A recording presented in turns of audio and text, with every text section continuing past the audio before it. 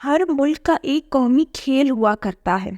جیسے امریکہ کا قومی کھیل ہے بیس بال اور پاکستان کا قومی کھیل آج کل بن چکا ہے بلاسمی، جبکہ پہلے پاکستان کا قومی کھیل ہاکی ہوا کرتا تھا. اسی طرح اگر ہم مختلف ممالک کی قومی خصوصیات کی بات کریں تو باقی ممالک کا تو پتہ نہیں، لیکن پاکستان کی قومی خصوصیت یقیناً منافقت ہے اور اس کے پیچھے ان کے مذہب کا بہت بڑا ہاتھ ہے. آئیے پہلے ہم ایک ویڈیو دیکھتے ہیں. السلام علیکم ڈاکٹر زائق. وعلیکم السلام. آپ کا نام اور آپ کا پیشہ؟ My name is Yashma Sadgil and I am an actress. جی ہاں. Okay, I know the time is limited, but I really want to address your contribution in my journey. There was a time when I had fallen into the trap of atheism back in the days when I was doing my bachelor's, but alhamdulillah, it was your videos and your lectures that brought me back to my religion and brought my spirituality back to me and my faith back to me. So alhamdulillah for that, and thank you for coming to my country and especially my city. محترمہ فرما رہی ہے کہ وہ atheism میں trap ہو گئی تھیں، جبکہ ایتھیزم اسلام کی طرح نہ تو سیسیلین مافیا ہے اور نہ ہی ایک کلٹ ہے. اسلام میں شامل ہونے کے کئی راستے ہیں اور آپ کو بے شمار پذیرائی بھی ملتی ہے اگر آپ اسلام میں داخل ہو جائے تو. لیکن اگر آپ اسلام سے پیچھے ہٹتے ہیں یا آپ اسلام کو چھوڑتے ہیں تو اس میں آپ کو کوئی صورت دکھائی نہیں دیتی، یہاں تک کہ آپ کی جان کے بھی لالے پڑ جاتے ہیں. چونکہ ایتھیزم اسلام کی طرح آپ کو ون وے ٹکٹ نہیں دیتا تو اس لیے آپ ایتھیزم کو ٹریپ ہرگز نہیں کہہ سکتے. لفظ ہے جس کے معنی ہے کہ آپ کسی بھی ریلیجیس تھیولوجی کو بلیو نہیں کرتے، کہ ایتھیزم کے کوئی اصول، قواعد یا پھر کسی قسم کے مورل کوڈز نہیں ہوتے. اسی لیے آپ کو تمام ایتھیسٹ میں صرف یہی ایک بات کامن ملے گی کہ وہ کسی ریلیجیس تھیولوجی میں بلیو نہیں کرتے. اسی لیے ایک ایتھیسٹ کے مورل سٹینڈرڈز دوسرے ایتھیسٹ سے ڈفرینٹ ہو سکتے ہیں. اسی وجہ سے ایتھیزم کبھی بھی کلٹ کی صورت اختیار نہیں کر سکتا. اگر آپ ایک بار سچ میں ایتھیسٹ ہو جائیں تو آپ زندگی میں ریشنل ہو جاتے ہیں. اس کا مطلب ہے کہ آپ ہر عمل سوچ سمجھ کے کرتے ہیں اور بنا ثبوت کے کسی بھی بات پر یقین نہیں کرتے. ایک بار اگر ایتھیزم آپ کا مائنڈ اوپن کر دے تو بہت مشکل ہوتا ہے پھر دوبارہ کسی بھی مذہب کو اپنانا. لیکن یشپا گل جیسے لوگوں کا یہ دعویٰ کہ وہ پہلے ایتھیسٹ تھے پھر دوبارہ وہ کسی دین میں شامل ہو گئے، اس بات سے یہ پتہ چلتا ہے کہ وہ کبھی صحیح طرح سے ایتھیسٹ ہوئے ہی نہیں تھے. کسی اور عالم کی بات کرتے تو چلو سمجھ بھی آتا، لیکن ذاکر نالائق اور ان کی ان لاجیکل قسم کی ویڈیوز دیکھ کر متاثر ہو جانا، ایتھیزم کو چھوڑ کے دوبارہ مسلمان ہو جانا، یہ بات مذائقہ خیز ہے. ایک اہم سوال پوچھا ہے اور وہ کہتی ہے کہ پہلے وہ ایکٹریس تھی اور وہ ایتھیزم کے جال میں پھنس گئی تھی اور میرے کیسٹ سننے کے بعد الحمدللہ وہ واپس دین کی طرف رجوع کی اور اللہ سبحانہ و تعالیٰ نے ہدایت دی. ارے ڈاکٹر ذاکر نائک، یہ آپ نے کیا کہہ دیا؟ انہوں نے صرف ایتھیزم کو خیر آباد کہا ہے، شوبس کو نہیں. ابھی وہ اتنی بھی مسلمان نہیں ہوئی ہے کہ شوبس کو ہی چھوڑ دے. بھلا اپنے پیٹ پہ بھی کوئی لات مارتا ہے؟ سمجھا کرے ڈاکٹر ذاکر نائک، اسلام کے چورن کو بھی تو نمک کی طرح ہی استعمال کرنا ہوتا ہے، یعنی کہ حسب ضرورت. کیا آرڈر کریں؟ چکن ٹوسٹ، ایکسٹرا چیز پیزا، گرما گرم حلیم بھی. کھالے کھالے جی بھائی کے کھالے کھالے کھالے. او بہت کھا لیا.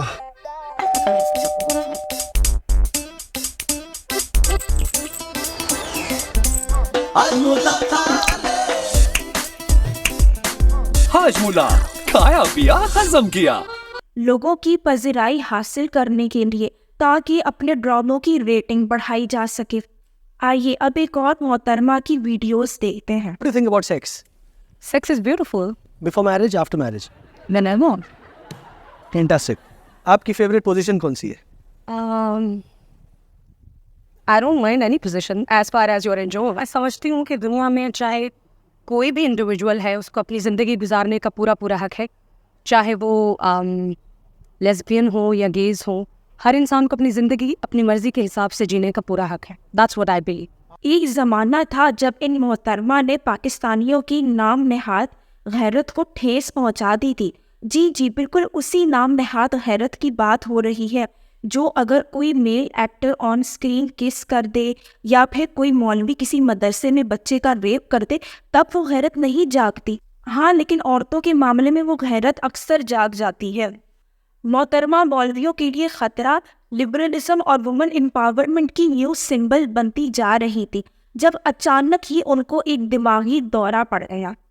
انڈیا میں مزید کام نہ ملنے کے باعث ان کے لیے اپنے بل چکانا مشکل ہو گئے. انہوں نے واپس پاکستان کا رخ کرنا مناسب سمجھا کمائی کے لیے اور تب سے وہ کبھی حجاب پہن کر کبھی حجاب اتار کر اور اپنے انٹرویوز کے ذریعے اسلامی چورن ہی بیچی جا رہی ہیں. اب کیا کریں وہی بیچیں گے نا جو بکتا ہے. Made me, fall for him was that he knows the world really well, but انہوں نے قرآن پاک حفظ کیا ہوا ہے. اور I was like, wow. اب ایک اور صاحبہ کی ویڈیو ملاحظہ فرمائے. جائے اللہ رب العزت نے دوسری شادی کی اجازت تیسری چوتھی شادی تک کی اجازت دی ہے مرد حضرات کو. تو مالک کا حکم ہے. میں تو اس پر مطلب اس پہ تنقید کرنا تو بہت دور کی بات. میں تو اس کو ممانعت کے حوالے سے منع کرنے کے حوالے سے تو بہت دور کی بات. میں تو اس کے بارے میں کچھ بات بھی نہیں کر سکتی. اور اسی لیے الحمدللہ میں نے اپنے ہسبینڈ کو, حالانکہ میری کوئی اس میں کوئی ورتھ ہے نہیں کہ میں اس کو اجازت دوں یا نہ دوں, اس کو اللہ نے اجازت دی ہے تو ہو رہا ہے LMI. بٹ پھر میں نے اپنے ہسبینڈ سے کہا ہوا ہے کہ اگر اب کبھی بھی آپ کو یہ لگے کہ آپ کو دوسری شادی کرنی چاہیے تو آپ بالکل کر سکتے ہیں بغیر یہ سوچے سمجھے کہ مجھے کوئی پریشانی ہوگی یا مجھے کوئی تکلیف ہوگی. اوبویسلی بحیثیت ایک عورت اور جو ہم نے خاوند سے اتنی زیادہ محبت کرتی ہو, میری جیسے کوئی عورت ہو, تو وہ جب شیئرنگ والا حصہ آتا ہے تو وہ اگر ایسی سچویشن آتی ہے تو اوبویسلی وہ والا سچویشن تو کیونکہ اگر کوئی عورت یہ کہے گی کہ نہیں ٹھیک نہیں کچھ فرق نہیں پڑے گا تو وہ اوبویسلی فرق پڑے گا.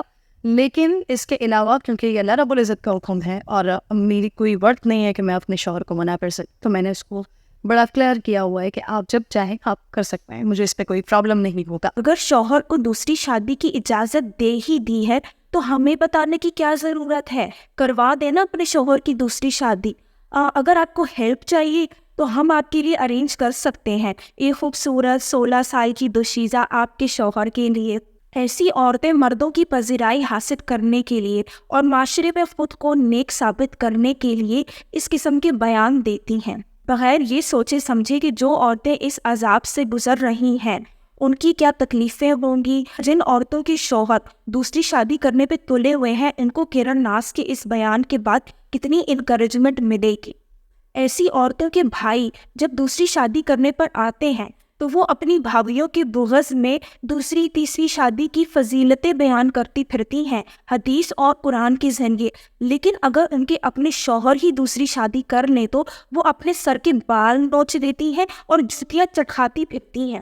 آپ آج کل کی جو بیویاں ہیں وہ اپنے شوہروں کے ساتھ جو کچھ کرتی ہیں that has to be corrected.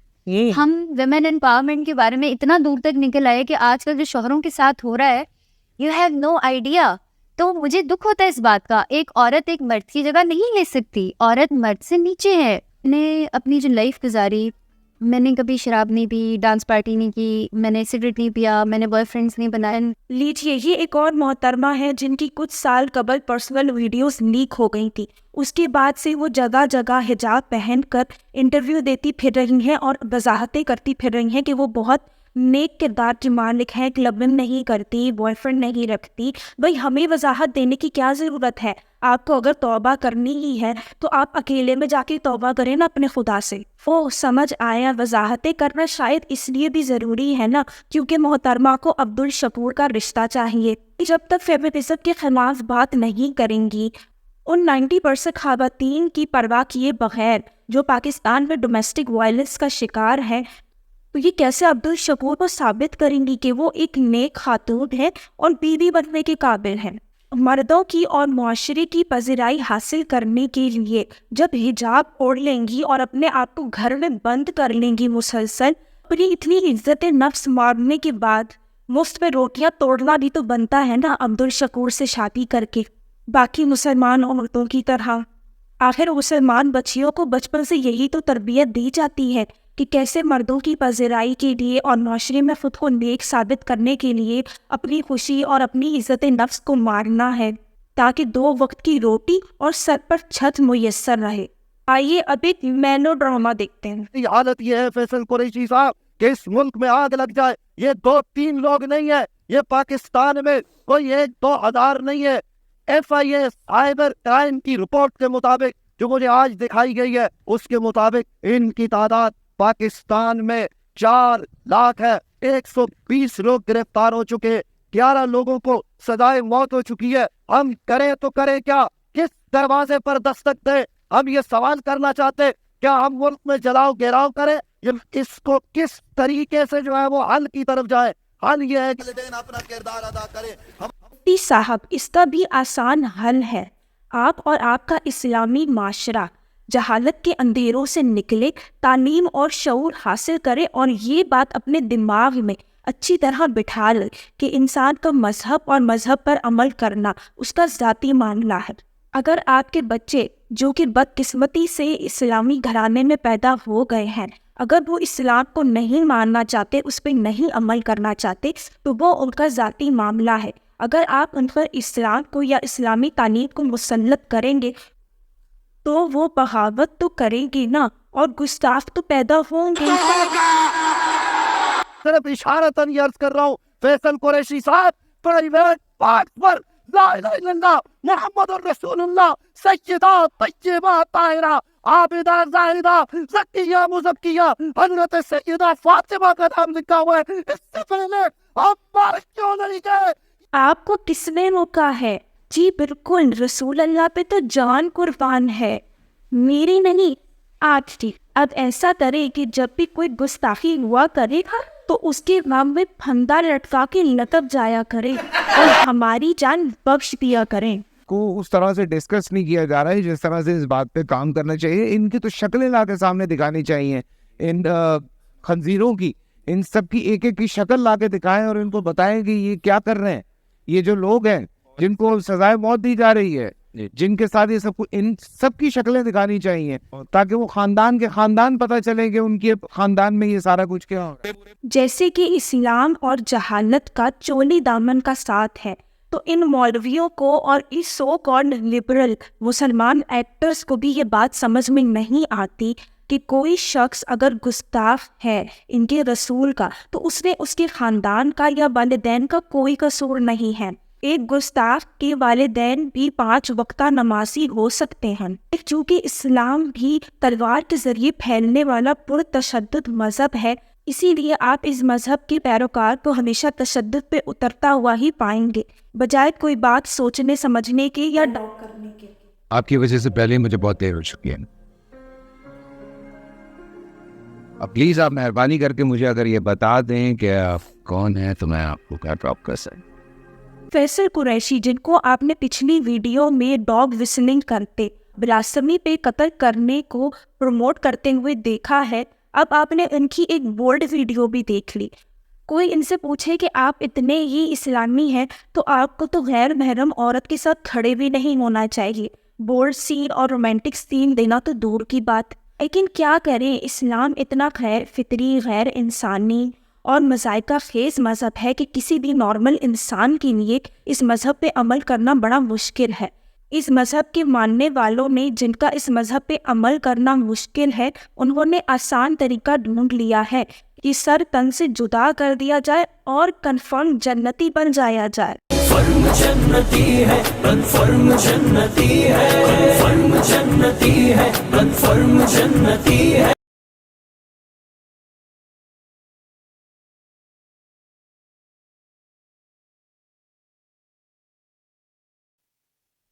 ان صاحب کو بھی کافی لعنت ملامت کا سامنا کرنا پڑا جب انہوں نے اپنی وائف پہ چیٹ کیا اور افیئر چلایا، تو اپنی امیج کو بحال کرنے کے لیے انہوں نے بھی اسلامی چورت کو بھرپور استعمال کیا اور بلاسمی کے نتیجے میں سر تن سے جدا کرنے کو بھرپور سپورٹ بھی کیا۔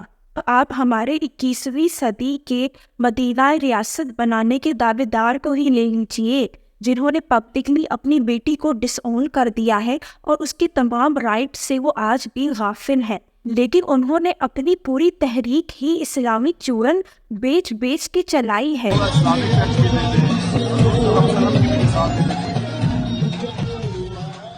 ابھی سوچتی ہوں کہ کبھی سر تن سے جدا کرنے والے کسی شخص سے میرا واسطہ پڑ گیا تو میں مولویوں کی طرح داڑھی اگا کر اپنے کالے کرتوت تو چھپا نہیں سکتی. ہاں پر ایک چیز ہے میرے پاس، حجاب، جس کو سر پہ پہن کے میں اسلامی ہونے کا دعویٰ کر سکتی ہوں اور اپنی گردن بچا سکتی ہوں. چلے کسی کام تو آئے گا یہ حجاب. ارے اب اسلامی چورن اور اس کا دھندا کرنے والوں کی تو بہت بات کر لی، لیکن رسول کا کیا دھندا تھا آج تک یہ وضاحت نہیں ہو پائی. Let's see who this monster really is.